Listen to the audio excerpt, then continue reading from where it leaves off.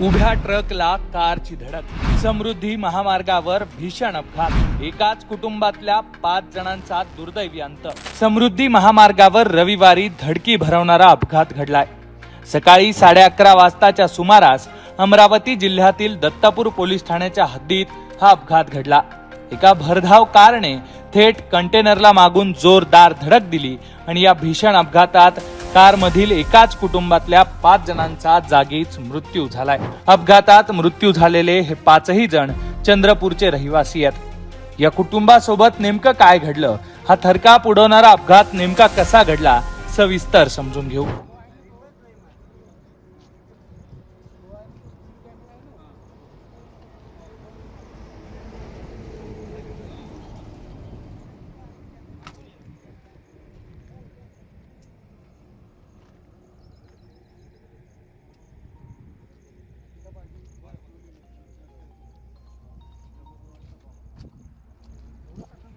थोडं सरका।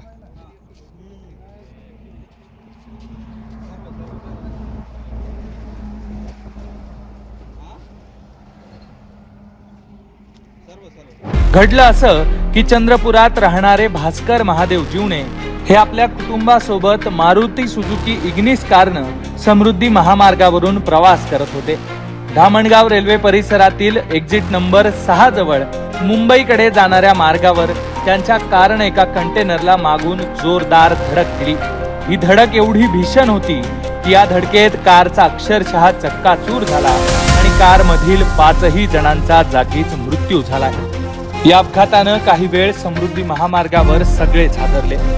या घटनेत मृत्यू झालेल्या लोकांमध्ये भास्कर महादेव जीवने, 65 वर्षांचे महादेव शिवाजी जीवने, 60 वर्षांच्या लताबाई महादेव जीवने, 38 वर्षांच्या आरती भास्कर जीवने आणि 12 वर्षांची चिमुकली तृषा भास्कर जीवने हिचा समावेश आहे।